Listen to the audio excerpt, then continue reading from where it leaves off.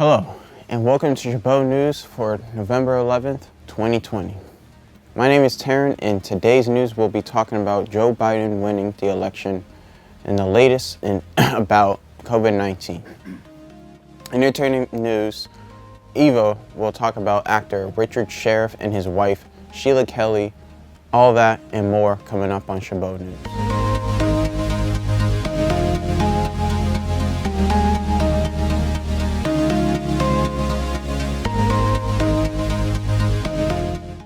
On Saturday, former VP Biden was named president-elect, sparking celebration across the country. Yet, President Donald Trump has refused to accept the results, making unsubstantiated claims of widespread voter fraud and filing lawsuits in several states. Election officials across the country say there is no evidence of significant fraud, and legal experts say Trump's efforts are unlikely to succeed. While President-elect Joe Biden works on his transition, the president still has yet to concede, and while Republicans continue to back him. Biden says he believes that they will eventually acknowledge that he has won. Kamala Harris has the latest on the transition. President-elect Joe Biden moving forward. We are already beginning the transition. We're well underway. And as the Supreme Court weighs in on the Affordable Care Act, Biden says Americans are now united when it comes to health care. For many Americans, they're a matter of life and death in a literal sense. But President Trump not conceding the election, and Secretary of State Mike Pompeo also refusing to accept Biden's victory. There will be a smooth transition to a second Trump administration. All right, we're ready. The world is watching what's taking place here. We're going to count all the votes. So far, there's no evidence of widespread voter fraud, yet Republicans appear to continue to back the president in not yet conceding, including Senate Majority Leader Mitch McConnell. At some point here, we'll find out, finally, who was certified in each of these states, and the Electoral College will determine the winner. But Biden continuing with the transition. He says he doesn't think legal action will be needed and believes Republicans will eventually accept the results of the election. I'm confident that the fact that they're not willing to acknowledge we won at this point is not of much consequence in our planning and what we're able to do between now and January 20th. In Washington, I'm Camila Bernal. Just as every presidency is different, so is every vice presidency. Those who know Vice President-elect Kamala Harris say she is well positioned to fill her role in the Biden administration. CNN's Brian Todd reports. Kamala Harris making history and a confident declaration. While I may be the first woman in this office, I will not be the last. Harris will be the first woman, first black woman, and first person of Indian descent to be elected to the vice presidency. A lifelong friend tells CNN that Harris's life journey led her to this point. Kamala is representing young girls, women across this country, across the world. She's representing immigrants. She is representing black women. And I'm going to get emotional, but I don't think we have been recognized for being the backbone of this country, going all the way back to slavery. So she represents all of that. And while she's doing that, analysts say Kamala Harris will very likely be taking on significant responsibilities. Joe Biden himself has said he wants someone next to him to fill the kind of role he had for Barack Obama. You have to be willing to have someone with you who will tell you the truth that they think you're wrong. That means Kamala Harris could be the last voice in the room when the biggest decisions are made, a role Biden had demanded that he be given with Obama. And that could start during the transition.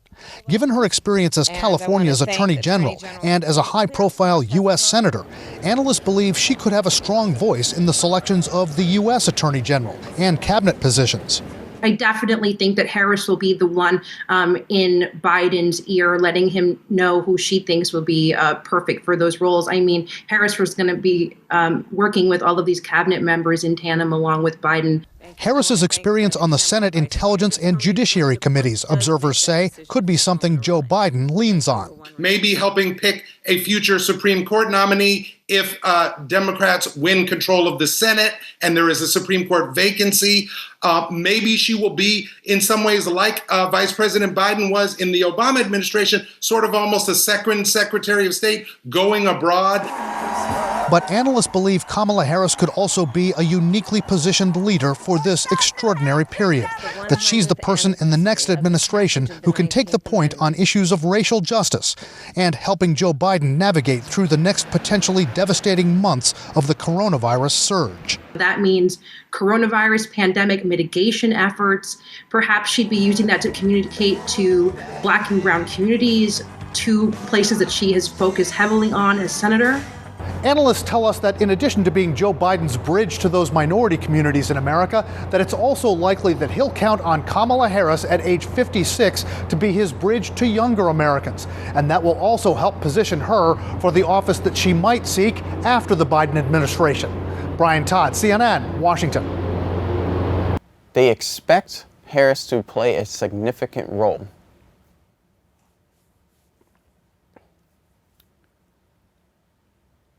Food and Drug Administration on Monday, FDA authorized emergency use of Eli Lilly and co-experimental COVID-19 antibody treatment, which President Donald Trump has praised and vowed to make available free for cost for all Americans. As the number of new daily coronavirus cases continues to climb in the U.S., so does the number of people hospitalized. And medical experts are gravely concerned as a new rise in hospitalizations typically lead to increase in the death toll. Karen Kafa has the latest from Washington. With cases climbing past the 1 million mark, Texas now has reported more COVID-19 cases than entire countries like Mexico and Germany. The state's medical professionals are feeling the strain. I think the biggest word is just fatigue. And there's some frustration. I mean, the fact that we are here isn't where anybody wanted to be. It's a similar situation across the country as U.S. COVID-19 hospitalizations on Tuesday topped 60,000 for the first time during the pandemic. Remember, our ICU units do not take care of only COVID-19. We have patients who need ICUs. We have patients who need the hospitals. We have cancer. We have diabetes. We have cardiovascular diseases. So that's going to put a lot of pressure on us. Despite promising news this week about Pfizer's vaccine trials, former CDC Director Tom Frieden warning Americans can't let up on precautions like masks and social distancing. A vaccine is really important, and the news is very encouraging. But vaccination is not going to be a fairy tale ending to the pandemic. The nation's top infectious diseases expert, Dr. Anthony Fauci, encouraging Americans to hang on. There's a real thing called COVID-19 fatigue. That's understandable. We understand how difficult that is. But hang in there a bit longer. Do the thing you need to do, and we'll be okay. The U.S. has now surpassed 10 million coronavirus cases since the pandemic began, per Johns Hopkins University data. In Washington, I'm Karen Kifa. Now, Ava, brings us with the latest on entertainment. Thanks, Taryn. Actors Richard Schiff and his wife Sheila Kelley have tested positive for COVID-19.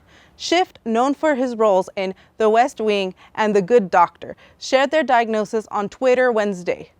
Schiff said he had tested positive on Election Day and that this week has been a bizarre week for their lives.